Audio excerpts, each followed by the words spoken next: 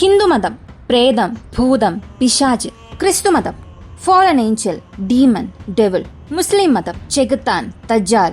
ഇങ്ങനെ എല്ലാ മതവും അവരുടെ വിശ്വാസത്തിന്റെ അടിസ്ഥാനത്തിൽ പല നെഗറ്റീവ് സ്പിരിറ്റ്സിനെ കുറിച്ച് പല നൂറ്റാണ്ടുകളായി പറഞ്ഞു വരുന്നുണ്ട്.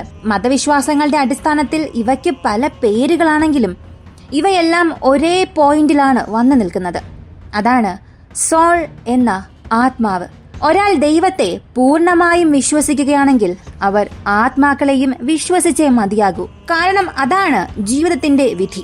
ആളിക്കത്തുന്ന അഗ്നിയെ നശിപ്പിക്കാൻ തീർച്ചയായും ജലം ആവശ്യമാണ്. അതുപോലെ നല്ല കാര്യങ്ങൾക്ക് എതിരെ മോശം കാര്യങ്ങളുമുണ്ട്.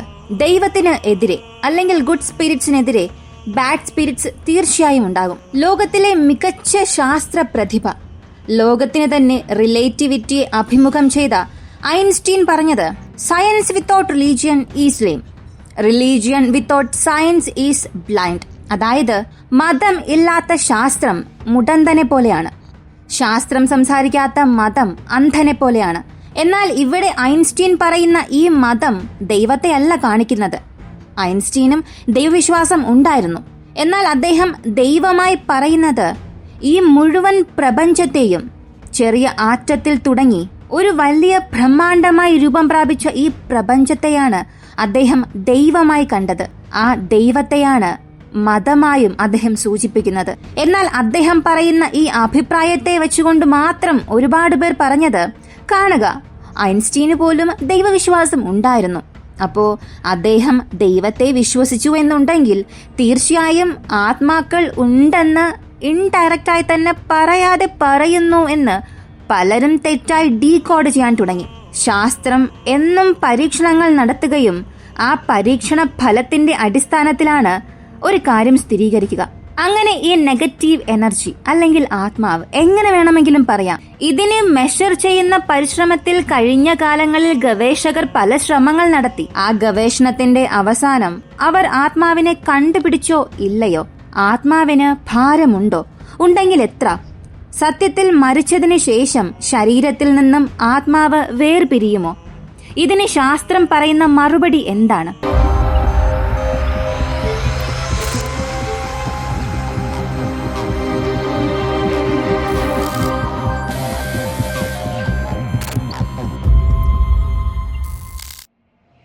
ശാസ്ത്രത്തെക്കുറിച്ചുള്ള വിശദീകരണത്തിൽ എന്തുകൊണ്ട് ആദ്യമേ മതത്തെക്കുറിച്ച് പറഞ്ഞു എന്നുള്ളതിനെ കുറിച്ച് ഒരു വിശദീകരണം ഞാനിപ്പോൾ നൽകാം.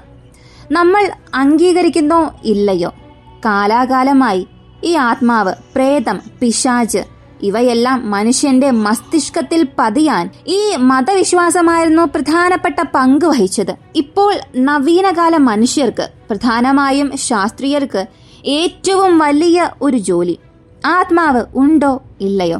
അങ്ങനെ ഉണ്ടോ ഇല്ലയോ എന്നുള്ളത് ശാസ്ത്രം തെളിയിച്ചേ മതിയാവുകയുള്ളൂ. ഉണ്ട് എന്ന് തെളിയിച്ചാൽ മതവിശ്വാസം സത്യമായി മാറും. ഇല്ല എന്ന് തെളിയിക്കുകയാണെങ്കിൽ ദൈവവിശ്വാസം തന്നെ തെറ്റായി മാറും.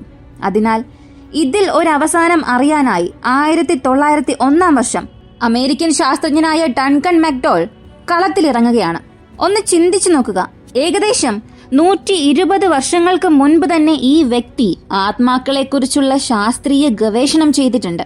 ഡൺകന് ഈ ശാസ്ത്രീയ പരീക്ഷണത്തിന് ആവശ്യമായ വസ്തുക്കൾ വളരെ ലളിതമായിരുന്നു. എന്നാൽ ഈയൊരു പ്രവർത്തനം അവസാനിപ്പിക്കാൻ വളരെ ക്ഷമ ആവശ്യമായിരുന്നു. ഇദ്ദേഹത്തിന്റെ ആവശ്യം മനുഷ്യ ശരീരത്തിൽ ആത്മാവ് ഉണ്ടെങ്കിൽ അതും ഒരു ഓർഗൻ പോലെ തന്നെയായിരിക്കും. മറ്റു ശരീരഭാഗങ്ങൾക്ക് ഭാരം ഉള്ളതുപോലെ തന്നെ ഇവയ്ക്കും തീർച്ചയായും ഭാരം ഉണ്ടാകണം. ശരീരം വിട്ട് ജീവൻ പോകുമ്പോഴാണ് ആത്മാവും വേർപിരിയുന്നത് എന്നാണ് പറയുന്നത്. അങ്ങനെയാണെങ്കിൽ ജീവൻ ഉണ്ടായിരുന്ന ഒരു ശരീരത്തിൽ നിന്ന് ജീവൻ പോയതിനു ശേഷം ഭാരം നഷ്ടപ്പെട്ടാൽ ആ ശരീരത്തിൽ നിന്ന് ആത്മാവ് തന്നെ വേർപിരിഞ്ഞുവെന്ന് ചിന്തിക്കുകയും ആത്മാവ് എന്ന ഒന്ന് ഉണ്ട് എന്ന് വളരെ എളുപ്പത്തിൽ ഈ പരീക്ഷണം അവസാനിപ്പിക്കാമെന്നും അദ്ദേഹം തീരുമാനിച്ചു. ഇദ്ദേഹത്തിന്റെ ഗവേഷണത്തിന് ആവശ്യമായ പ്രധാനപ്പെട്ട വസ്തു ഒരു ഇൻഡസ്ട്രിയൽ സ്റ്റാൻഡേർഡായ ആക്യുറേറ്റ് ആയ വെയിറ്റ് പാഡ് ആയിരുന്നു. അതുകൂടാതെ മരണത്തിന്റെ മുനമ്പിലുള്ള 6 മനുഷ്യർ. അതനുസരിച്ച് കൃത്യമായി ഭാരം നോക്കാനുള്ള വസ്തു റെഡിയാക്കുന്നു.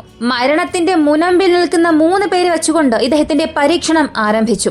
ഈ എക്സ്പെരിമെന്റ് അവസാനിക്കാൻ ചില ആഴ്ചകളോളം ഇദ്ദേഹം കാത്തിരിക്കേണ്ടി വന്നു. ഇത് ഒരു ലോട്ടറി പോലെയാണ്, എപ്പോഴടിക്കണമെന്ന് കാത്തിരിക്കേണ്ടി വരും. ഒരു പക്ഷേ ആ സബ്ജക്റ്റിന്റെ എക്സാക്റ്റായ മരണ മുനമ്പ് നമ്മൾ മിസ് ചെയ്താൽ മരിച്ച മനുഷ്യന്റെ മുൻപുണ്ടായിരുന്ന ഭാരത്തെയും ഇപ്പോഴുള്ള ഭാരത്തെയും അതിലുണ്ടായ മാറ്റത്തെയും ശരിയായി കണ്ടെത്താനേ സാധിക്കില്ല. ഇവിടെ ആ പരീക്ഷണ വസ്തുവായി ഉപയോഗിച്ചിരിക്കുന്ന മനുഷ്യനെയാണ് സബ്ജക്റ്റ് എന്ന് പറഞ്ഞത്. അതുകൊണ്ട് വളരെ ഗൗരവത്തോടുകൂടി വളരെ ക്ഷമയോടുകൂടി ഈ എക്സ്പെരിമെന്റ് ഡൺകൺ ചെയ്തു. ഈ എക്സ്പെരിമെന്റിൽ ആദ്യം ഒരു മനുഷ്യൻ മരിച്ചു. അദ്ദേഹം മരിക്കുന്ന ആ ഒരു സെക്കൻഡ് പെട്ടെന്ന് ശരീരത്തിന്റെ ഭാരം കുറഞ്ഞു. ഡൺകൺ അത് കണ്ടപ്പോൾ തന്നെ ആശ്ചര്യത്തിനും അത്ഭുതത്തിനും കാരണമായി. പക്ഷേ അവിടെ സംഭവിച്ച ഒരു വലിയ ട്വിസ്റ്റ് എന്താണെന്ന് അറിയണ്ടേ? ഭാരം നഷ്ടപ്പെട്ട ആ ഒരു ശരീരം വളരെ സാവധാനം പഴയ അതേ ഭാരത്തിലേക്ക് തന്നെ തിരികെ വന്നു നിന്നു.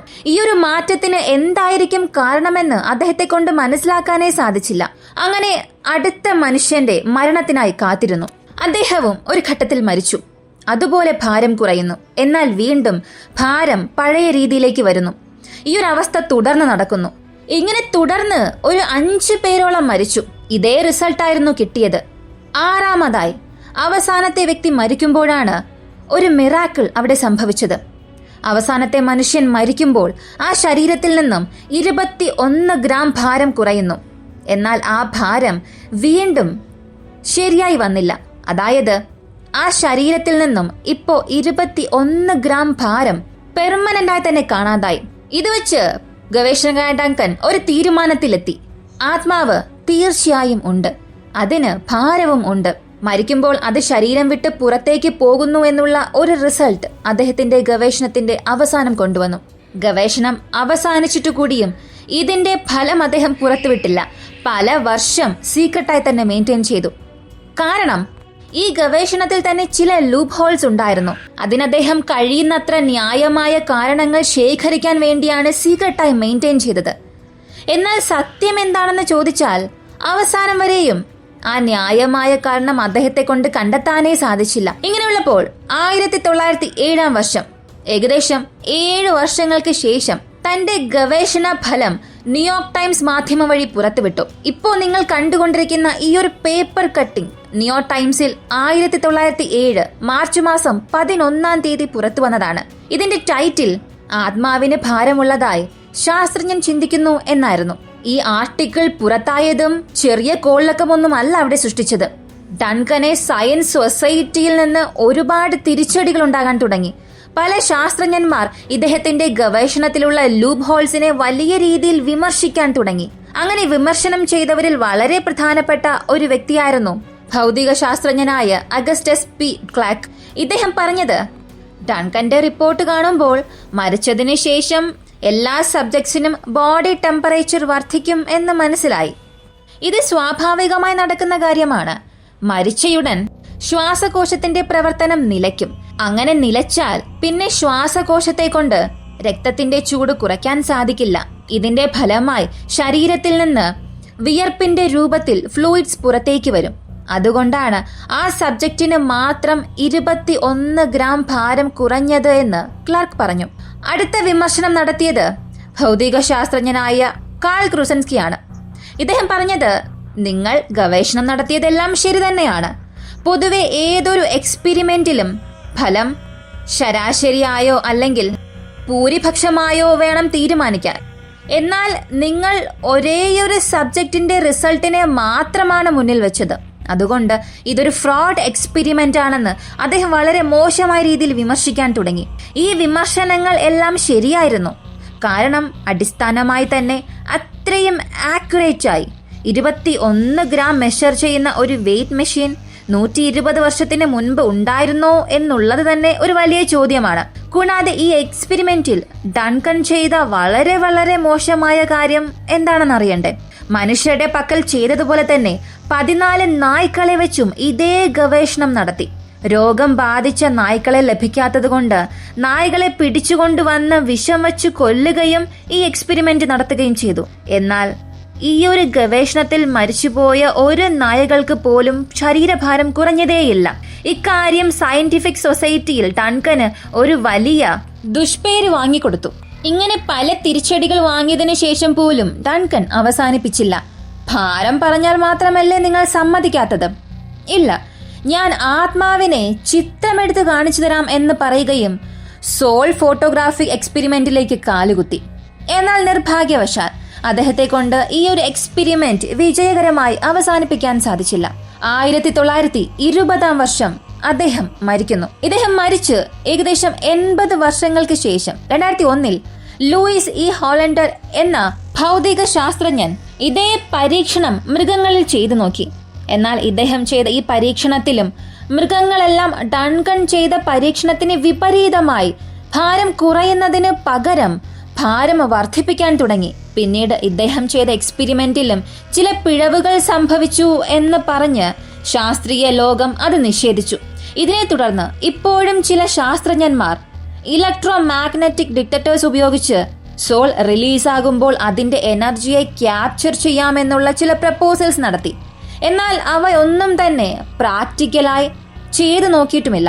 അപ്പോ ആത്മാക്കളെ കുറിച്ചുള്ള സയന്റിഫിക് സൊസൈറ്റിയുടെ അഭിപ്രായം അനുസരിച്ച് അങ്ങനെ ഒന്ന് ഇല്ല എന്നുള്ളതാണ്. എന്നാൽ ആത്മാക്കൾ ഇല്ല എന്ന് പറയുന്ന ശാസ്ത്രീയ സമൂഹമാണ് ഞാൻ ഇപ്പോ പറയുന്ന അഭിപ്രായവും പറഞ്ഞത്. ഊർജം സൃഷ്ടിക്കപ്പെടാനോ നശിപ്പിക്കാനോ സാധിക്കില്ല. അത് വേറൊരു ഊർജമായി രൂപമാറ്റം സംഭവിക്കും. നമ്മുടെ മനുഷ്യ ശരീരം തന്നെ ഊർജത്തിന്റെ ഒരു വലിയ രൂപമാണ്. ആ ശരീരത്തിലുള്ള ജീവൻ, അതായത് ശക്തി, അത് കാണാതാകുന്ന ആ നിമിഷം ആ ശക്തി എന്തായി മാറിയാണ് പുറത്തേക്ക് വരുന്നത്? അത് എന്തിന്റെ രൂപമായി കൺവേർട്ട് ആകുന്നു? ഇത് ഇന്നും ശാസ്ത്രീയ ലോകത്തെ കൊണ്ട് ഡീകോഡ് ചെയ്യാൻ കഴിയാത്ത ഒരു മഹത്തായ രഹസ്യമായി, ചോദ്യമായി തന്നെയാണുള്ളത്. ഈ അഭിപ്രായത്തെ അടിസ്ഥാനമാക്കി ശാസ്ത്രീയമായും അതേസമയം മരണത്തിന് തൊട്ടടുത്തെത്തി തിരികെ എത്തിയ എക്സ്പീരിയൻസ് വെച്ച് അങ്ങനൊരു വീഡിയോ നിങ്ങൾക്ക് ആവശ്യമാണെങ്കിൽ soul is truth or fiction ഇങ്ങനെ കമന്റ് ചെയ്യുക. തീർച്ചയായും എത്രയും പെട്ടെന്ന് അതിനെക്കുറിച്ചുള്ള ഒരു വിശദമായ വീഡിയോ തന്നെ നമുക്കറിയാം. ഈ ഒരു വീഡിയോ കുറിച്ചുള്ള നിങ്ങളുടെ അഭിപ്രായം കമന്റിൽ പറയുക. വീഡിയോ ഇഷ്ടമായാൽ ലൈക്ക് ചെയ്യുക, ഷെയർ ചെയ്യുക. നമ്മുടെ ചാനൽ ആദ്യമായി കാണുന്നവരാണെങ്കിൽ മറക്കാതെ സബ്സ്ക്രൈബ് ചെയ്ത് സപ്പോർട്ട് ചെയ്യുക. മറ്റൊരു വീഡിയോയുമായി വീണ്ടും കാണാം.